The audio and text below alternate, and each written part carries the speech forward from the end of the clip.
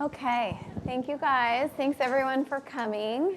First, I'm Lisa Green. I run our luxury fashion group, and I'm thrilled to have these four guys here to talk to us today about how shopping has changed in the modern day, and give any advice that any of us have about that specific topic. So we'll go ahead and start with Lauren, and then we'll just go right down the line.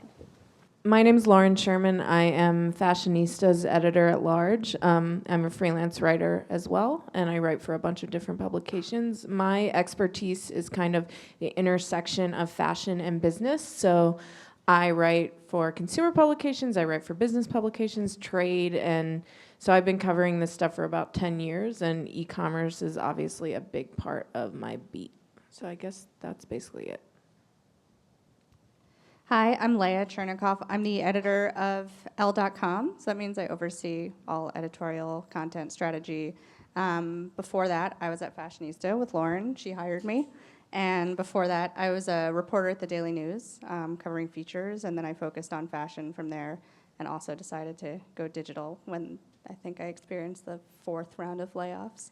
So I'm happy to be online. And so yeah, my expertise is more of sort of a general view on fashion and having watched sort of things go from analog to digital. Hi, I'm Stephen Allen, and I started my company about 20 years ago, and started as a multi-brand retailer, and then from there started representing designers, and then from there started manufacturing, and today we do all three businesses within a business. And I think each business is very much complementary to the other business. Thank you. Hi, my name is Brett Heyman. I have a brand of handbags called Edie Parker, which I launched about 4 years ago. And before that, I had a PR background. I worked in PR for Gucci and Dolce & Gabbana, covering accessories mostly and ready-to-wear. Cool. Well, thank you guys. Thank you again for being here. We're just going to kick it off by asking what the strangest thing that you've ever bought online is. So, Stephen, we'll start with you.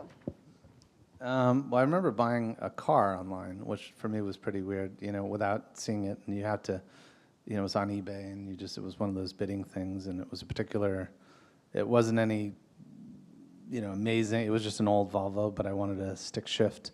And so I ended up going up to Pittsburgh and picking it up, and it wasn't that weird, but Big purchase. Yeah, it was a big purchase. Yeah. Brett, you want to go?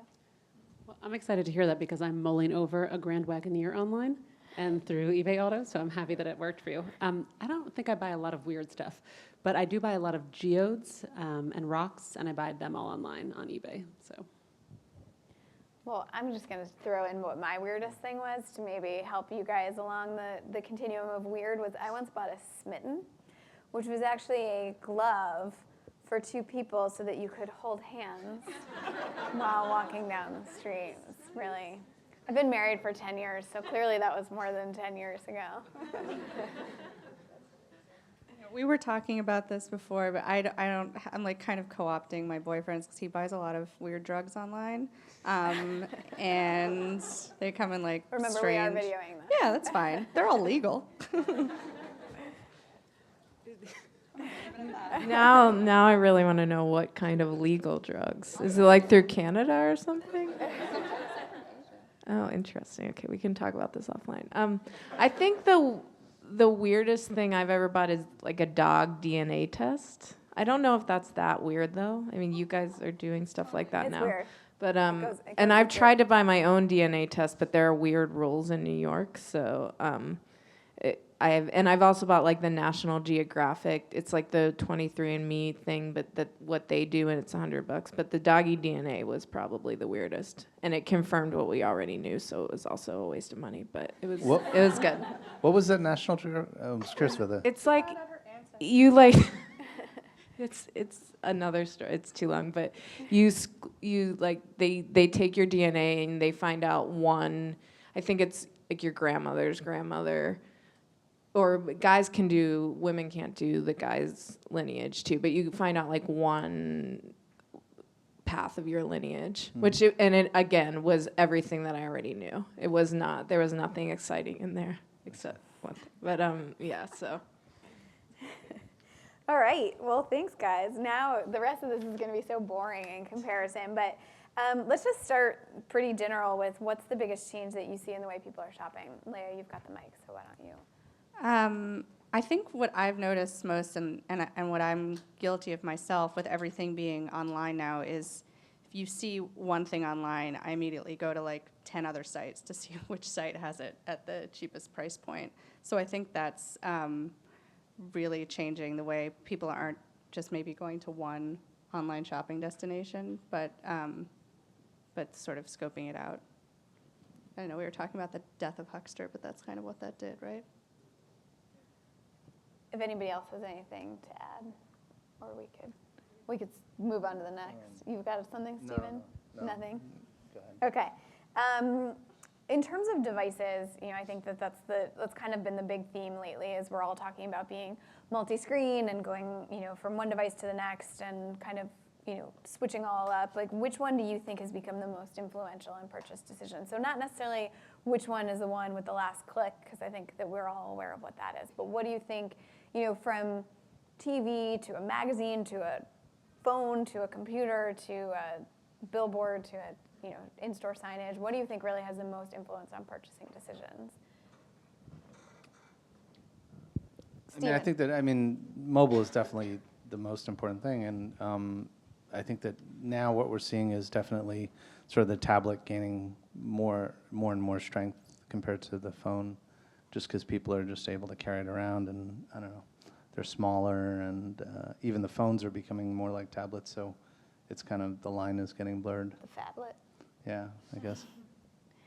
Anything else you guys think, why do you think mobile and tablet are becoming so big? Yeah, I obviously agree that mobile is huge. I just did a story this weekend on buying fine jewelry online for the Wall Street Journal's weekend section, and a lot of these fine jewelry retailers, people are buying $60,000 pairs of earrings on their phone, and that's been happening in Asia for years, but now it's becoming more prevalent here. But I also think that the phone and the tablet connect you if you're in the store and you see something, and all this, cross-channel stuff that people call omni-channel or whatever, is those things are the connectors. So whether that means going into a store and them having tablets for you to buy more stuff, or that means you looking on your phone, that's the thing that's really connecting us is the mobile aspect of it. And what do you guys think is that big opportunity I think Lauren makes a really good point about how mobile kind of connects you while you're in store. If you could sort of create, Stephen, maybe for you in your stores, how do you feel like you guys should be using mobile once somebody's already there?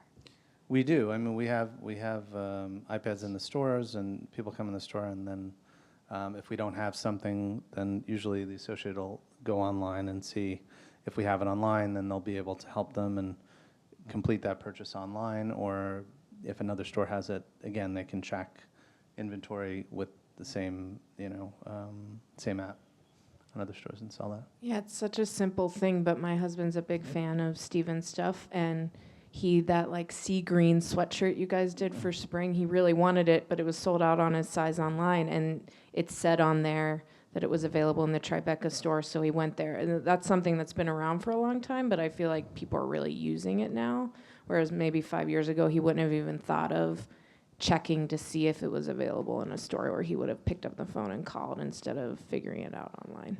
That's also, for us, that was definitely like 101, was being able to do that. And, if we didn't have it online, just have it pop up and say, sorry, we're out of that, but we have it in, and it would be by the SKU, so it won't tell you to call a store if they don't actually have that size and that item.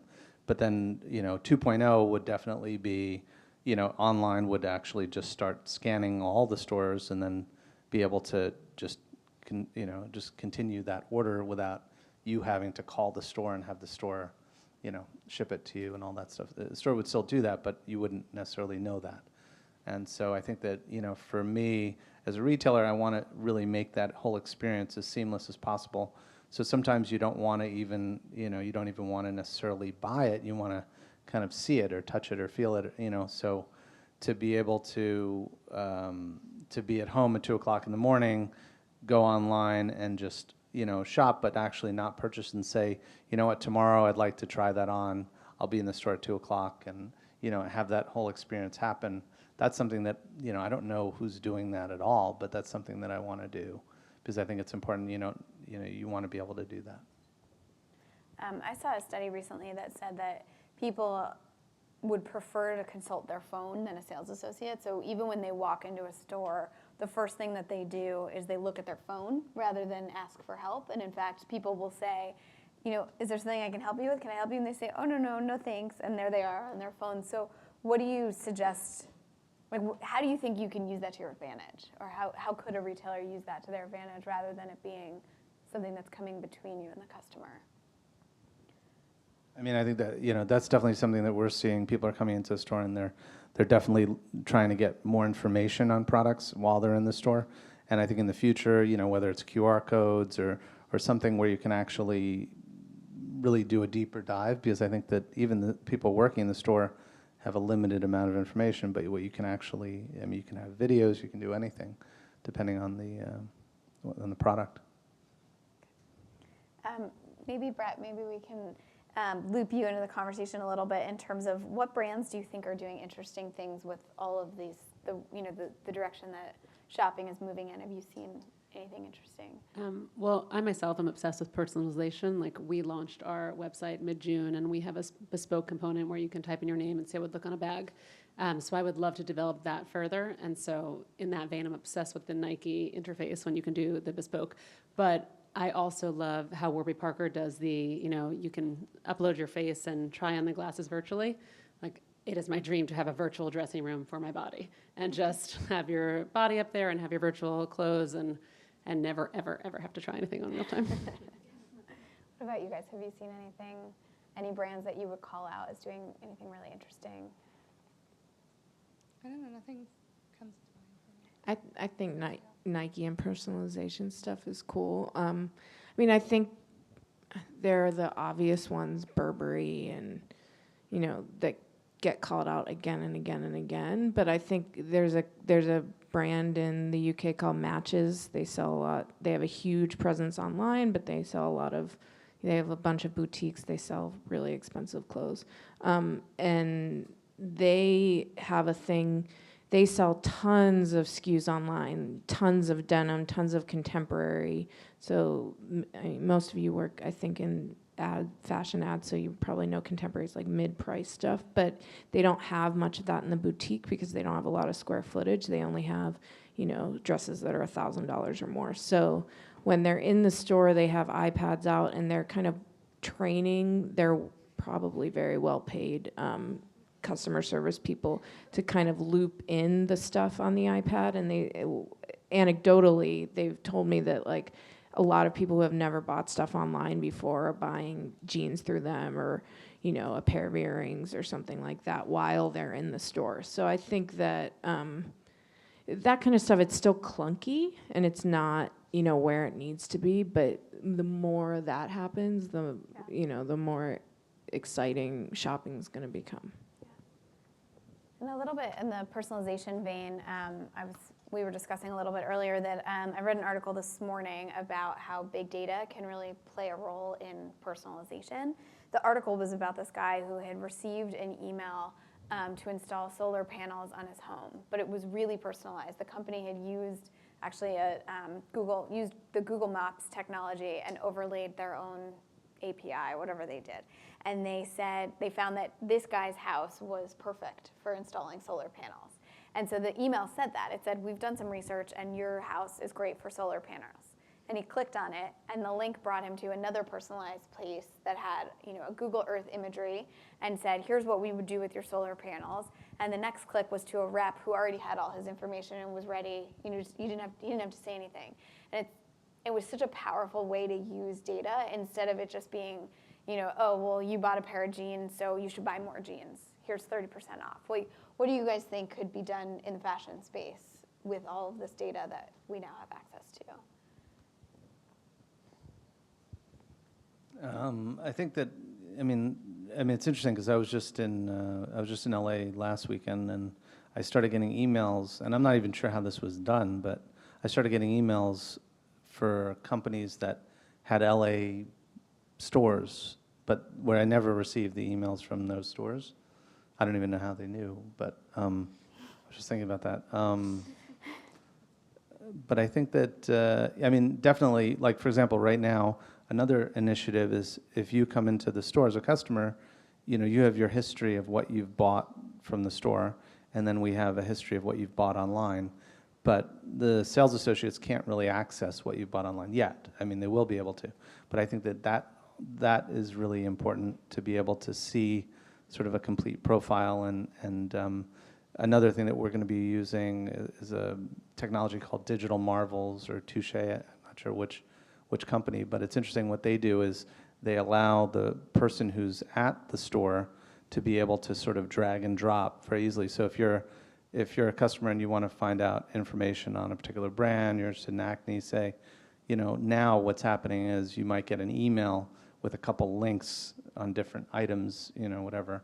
But with this, you'd actually get, I mean, it's an app, you'd have to download the app, but then, you know, it would just be really easy for the associate to sort of drag a bunch of things that they think that you might be interested in, and then you could drag a bunch of things out that you're not interested in, and it just really facilitates a great experience. So.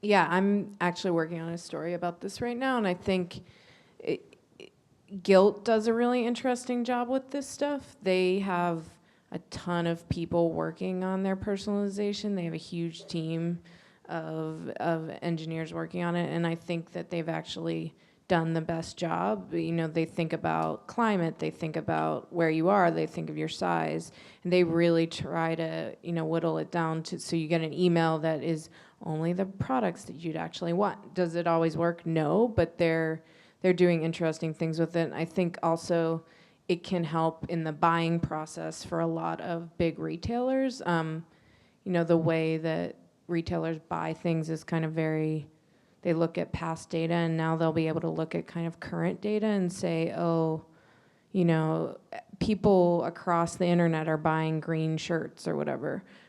Maybe we should order, or we should get some green shirts made, things like that.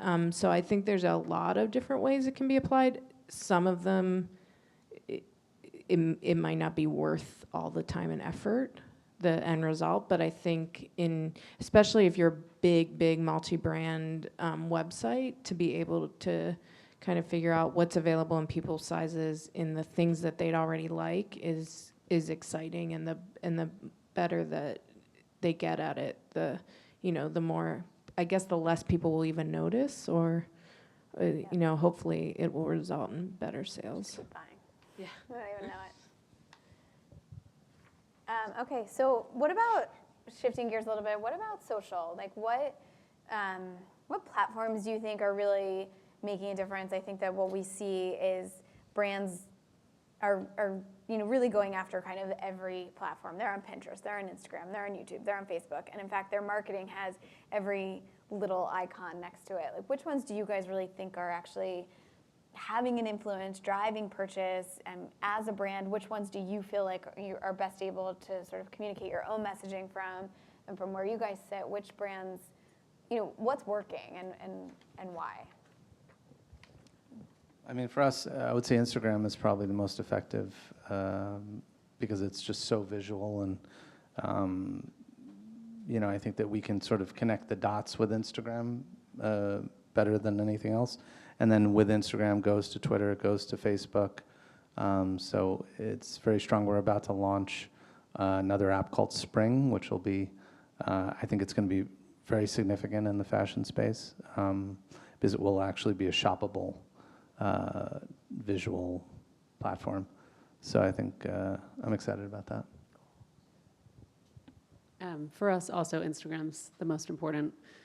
Being a small brand and just communicating directly with the customers, anytime I post a picture that people like, I have so many people asking if we'll ship to Mexico, if we'll ship here, how much bags are, so I can directly interface with customers. And I get so many screenshots of an Instagram post sent back to our customer service saying, we want to order this bag, where do we get this bag? So it's great. And then if we want to do sales, or, you know, now launching the website and promoting sales on the website, we use Facebook. And I feel like that customer is much more into what your sales are, what deal can I get. It's much more commerce driven than the visual Instagram. Yeah, I would say Instagram too. And I also think that spring is going to be a game changer maybe. I don't know if you guys know what it is, but as I understand it, and I'm getting a walkthrough tomorrow actually of the app, but I've seen it in its early stages too. It's like an Instagram feed, but you can click to buy, and it's really, really beautifully designed and really intuitive. So I don't shop online that much. That one makes a lot of sense to me. So I think that, and every major brand is signing up with them. So I think that that will be a force. But other than that, yeah, I think Instagram is such a great way for brands to present and exactly the image that they want. But then also you see style bloggers, and I think, what is it? Like to know it? I did talk to a few bloggers. They are seeing commissions, so I think it's working too. It's another way to make Instagram shoppable. That one seems like more effort to me, like you have to sign up and then more steps, but I think when somebody sees something on a girl that they think looks really cute and they want the dress, it's a good way to get it. Yeah, I agree. I mean, Instagram and spring, I'm also really excited about. I think if anybody's going to be able to do it, what companies like Lyst and I'm trying to think of what the other ones are called, and Fancy have tried to do with fashion and have not been able to, I really think spring might have a chance to do it, especially because they're doing partnerships. It's not affiliate based, as I think I'm correct by that, kind of. What do you mean? Partnerships as opposed to? As opposed to just a feed Oh, yeah, API. yeah, yeah. Oh, no, it's total partnerships. Yeah, so it's not an API, so it's just very interesting, and I think that when that launches, if it takes off, it's going to be huge, or it will flop. But I have a feeling it's going to be really good. So it'll be good or not good. Yeah. But you create the imagery, right? Like, Yeah. So every brand creates, like, they have complete control, so I think that that's part of the reason it will be so successful.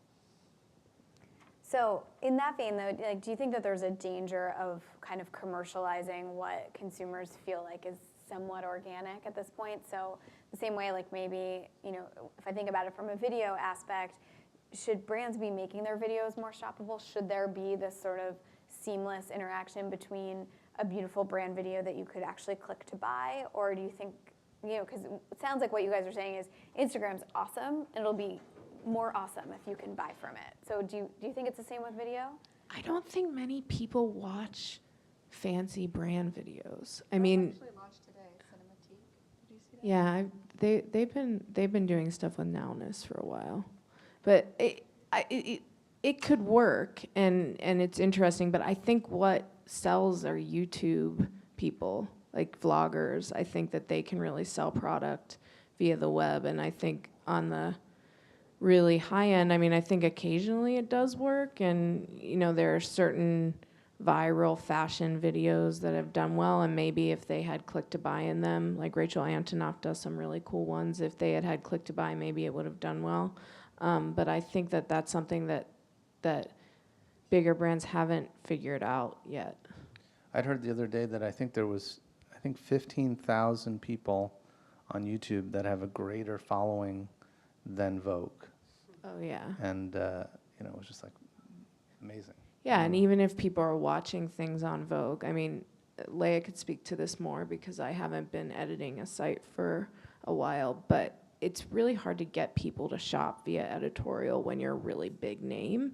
If you're a blogger, it's easier because they have a closer connection, but to get someone to buy something via, a story it's not really why people are going to editorial websites. I don't know if that's changing. Do you think it is? No. I think, I think it's easier online because throughout the day we have smaller market stories and they're much more focused, or maybe one is really centered around an editor who functions in that way more like a blogger, because then you might follow that editor on their social channels and feel a more personal connection. So if they pick the product, maybe wear that themselves, you might be more inclined to buy it than maybe if you just saw like a roundup of like 100 boots. But you might get a sense of like the direction you want to go in. I still think it offers guidance, but not in the same way of like an immediate sort of drive to sale. And then this thing that I got a walkthrough of Cinematique, which makes shoppable videos, and it launched with Net-a-Porter today. And I still I mean, as someone who runs a site, it's hard to get people to watch videos. Like, we don't have users' attention for very long, and so the videos have to be short. And I think it's also just going to change. You have to change the way users interact with video to let them know, like, oh, you can hover over the video and like click things in. And I think that's just not. It's really going to have to be like a behavior shift to let people know that that's possible. Cool. I'm going to open it up for questions. I can keep asking them, but I don't know if anybody in the audience has anything. You can just raise your hand if you've got any questions. Or should we keep? Oh, okay. What do you think is like the next big thing in e-commerce in regards to shopping? Or what would you like to see like next?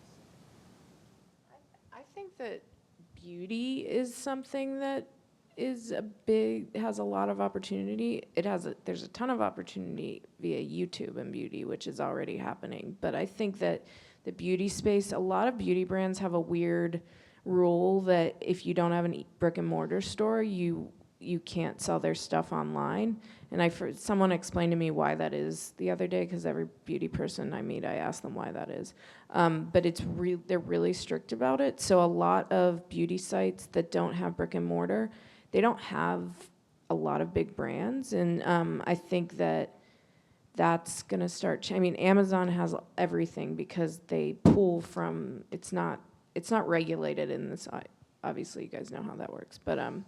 But I think beauty is a huge space. It doesn't, as much as people say you need to try on product. People have been shopping via Avon catalogs for 100 years or whatever. I don't think that's a barrier, and I think there aren't that many big players. There's Amazon. There are the bigger websites, and there is Sephora, but there isn't a ton in that space. And to me, that's what I'm looking at different e-commerce opportunities in there. And I also think just the closer connection with in-store. I mean, there was some survey that said that people still prefer to shop in store. I haven't looked at the data enough to know whether or not that it was BS or not, but I think that people are using the web. Regardless, every purchase is made with web.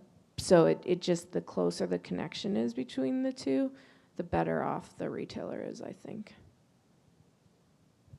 You guys have anything about e-commerce? I think when 3D, I mean, that's going to be revolutionary in shopping, I think. And just quality imagery in general. Like when we photograph things, it's always just the lighting and being able to really see color. So I think as technology advances, that's going to really help, with things like that. One of the questions that I had, which I haven't gotten to ask yet, which seems like a right time to ask it, is, so if Google could design the perfect product for fashion brands, what would that look like to you guys? Like, what's missing in this space that you think you really need to drive your sales or to promote your brand, or that you really think is missing to make fashion more exciting, more accessible, more interesting?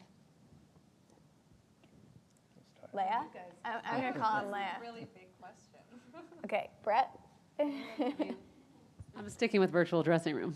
If I Right, could have a that's right, virtual you did. dressing room, You nailed it the first it's time. applicable for beauty too, uploading your face, what colors work. I just feel like that's going to be everything. I mean, I think checkout too is a big deal. I mean, I think that obviously like Amazon checkout, it just makes it so easy. But I think just having this sort of seamless one-click ability to do that, I think will really help with that.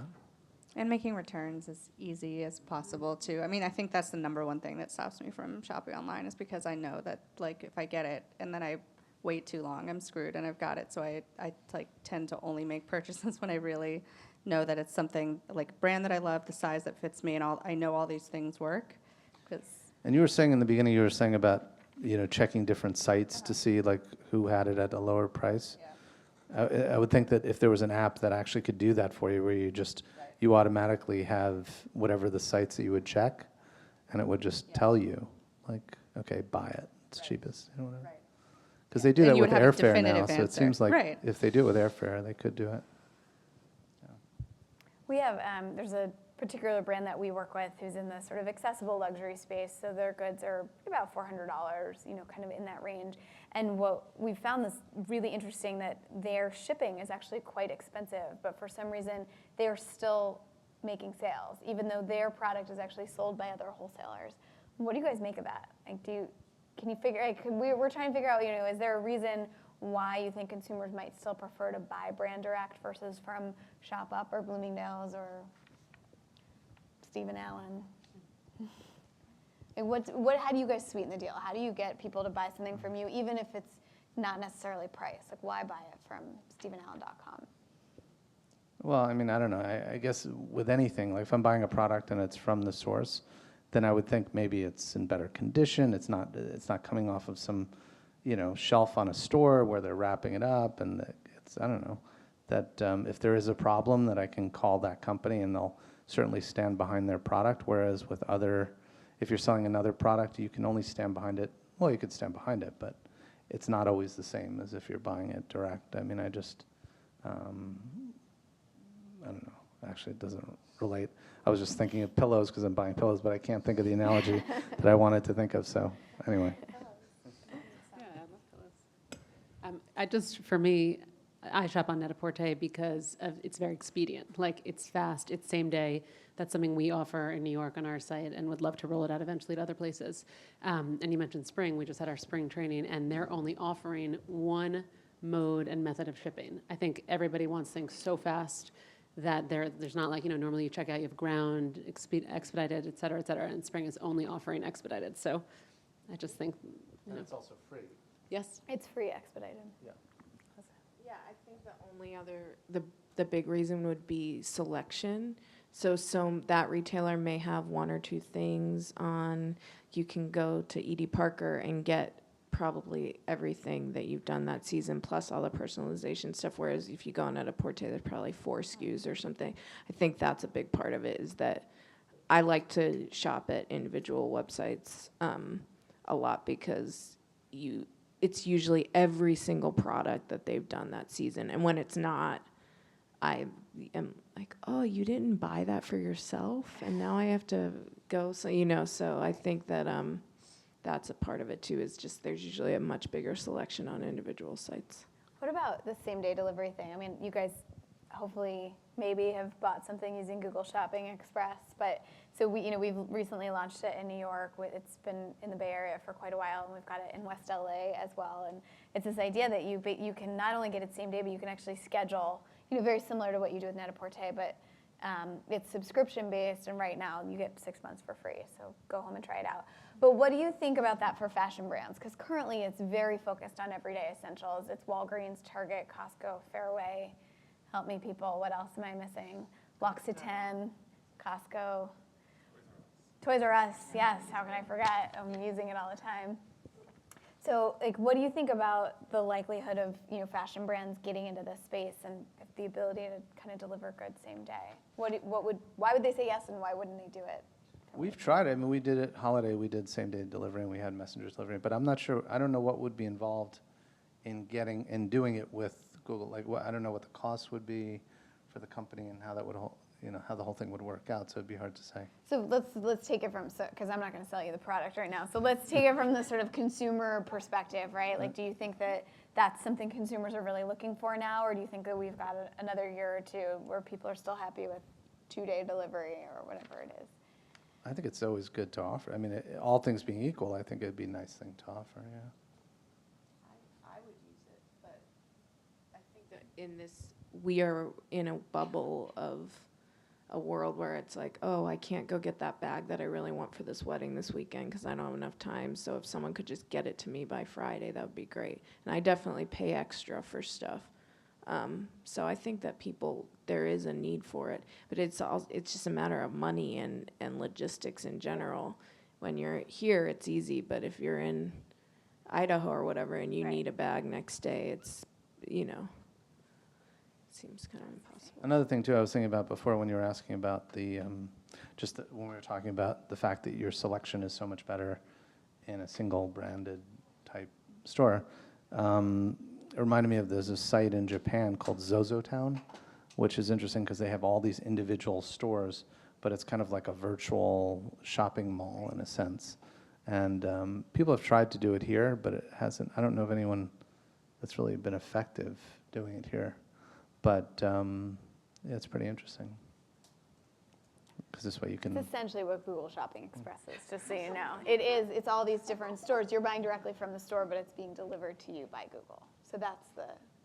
So all the stores are linked on Yeah, so Shopping it's Express? basically a mall. You should go. Google.com/express. Okay. But I'm gonna just so check you it guys out. know, it's basically a mall where you can buy from all this. They're all local stores, or stores you would go out.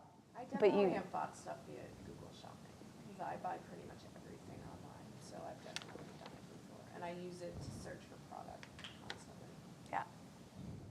Other questions from? Wait, I'm gonna go. Betty Ann. I'm just trying to diversify the room here. I'm Betty Ann. I manage our fashion and lifestyle partnerships on Google+, and I've actually worked in some capacity with most of you guys on the panel. I just wanted to quickly ask about beacon and iBeacon technology and what your thoughts are on that. I know you mentioned a lot of mobile and the features in mobile, but what are you guys thinking around this technology? Cautious. I mean, for me as a retailer, just because I feel like there's always that sort of, am I invading your space by, but on the other hand, I feel like it's going to be so prevalent and it's going to be so common in the future. And so it's just a question of sort of doing it in the appropriate way for me. But Yeah, Elle is working with iBeacon as well, and I think it's the same thing. Like, I still don't quite get it. I'm like, okay, so I just walk by something, and if I have the thing, it pops into my phone. But yeah, I think it would be about walking the line of not being too intrusive. But if it's offering a service, I think no one wants to, it's those extra steps that, stop you from making a purchase or, getting something done. So if iBeacon makes something like that more seamless, I think it's really helpful. You have a question? Yeah, just wanted to follow up on a thought that I was having. When you mentioned people price shopping between different sites, what you've seen over the last probably more than 5 years, but an increase in collaborations between stores and designers. You look like The Sense, Totokeo, even bigger luxury retailers like Barney's. They all have their own exclusives, which in a way promotes their brand. That they have all these things, but it also prevents people from comparison shopping.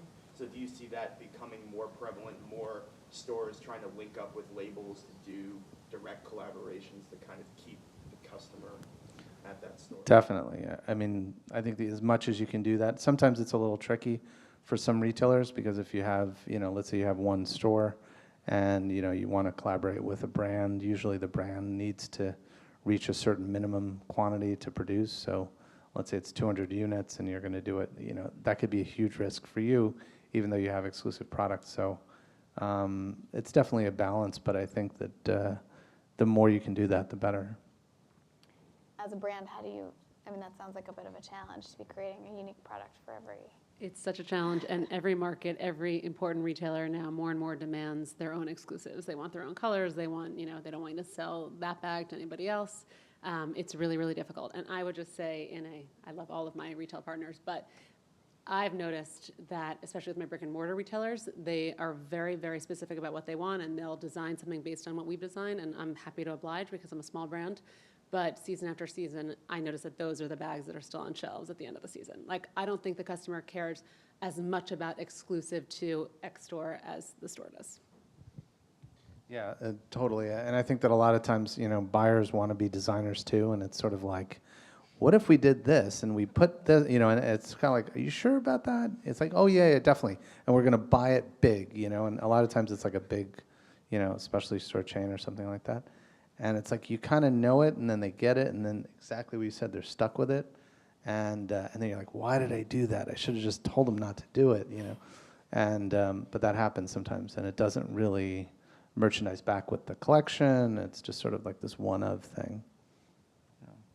Yeah, I think you do see more and more of them, but they only work when they're really good, and then they go, and then you see it on all your social channels. The message gets out that this is Lauren just wrote about Everlane with Langley Fox, but I think, and Barney's does a bunch that I think are really good, but Yeah, but whether are not those ones that they just did one with the NBA player.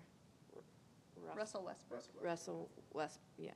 Sorry. I just wrote a story about NBA player style for Leah. I obviously know a lot about it. But I don't know if those will sell. They did one with Yasmin Sewell, who is a fashion consultant who's super cool, and everybody in fashion's obsessed with her. And they did one. They probably didn't make a lot of it, but I think, the one that Everlane did with Langley Fox, who's an illustrator, and she's Ernest Hemingway's great-granddaughter or something.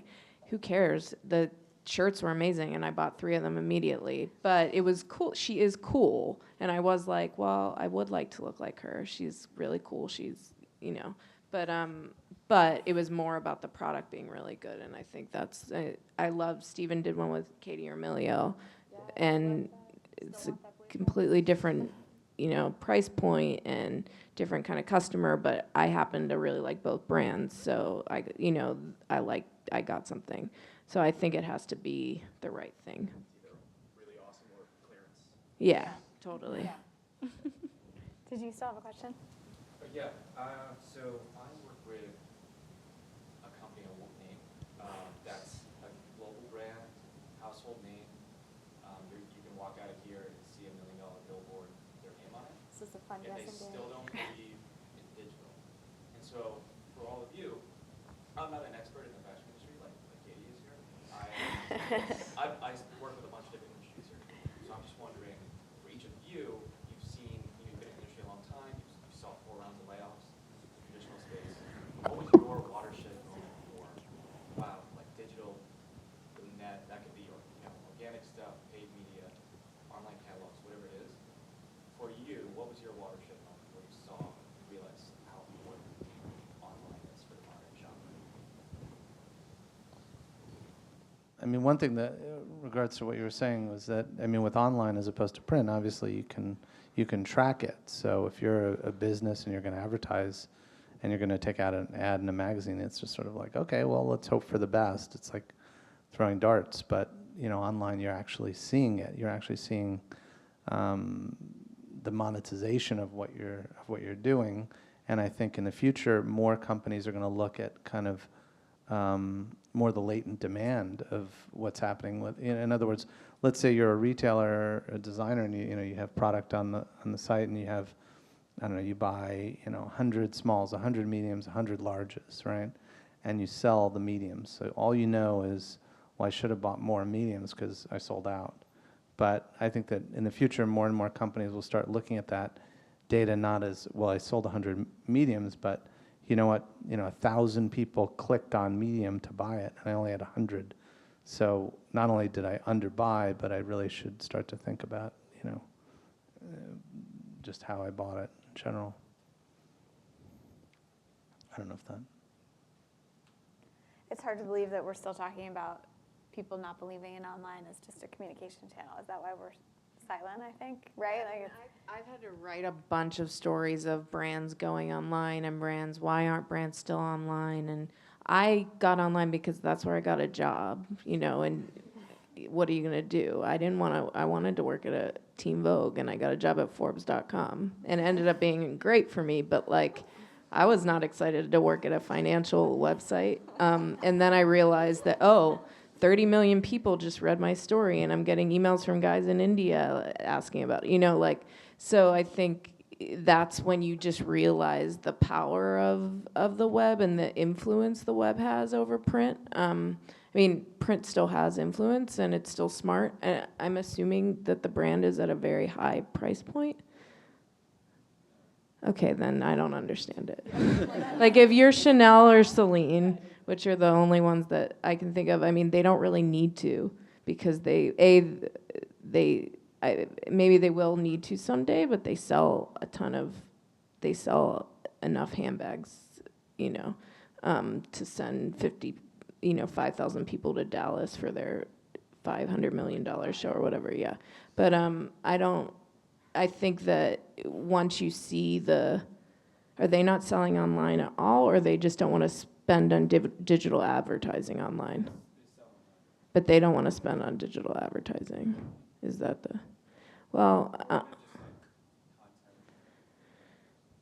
Yeah, I mean, I think you really just need to see the power of it. Like what Steven said about the 100 SKUs and then 1,000 people click on it. You see how important it is. And if they're still not getting that, I mean, I don't know what their business is going to look like in 5 years, but it's not going to be, I think that they need to see its power to appreciate it.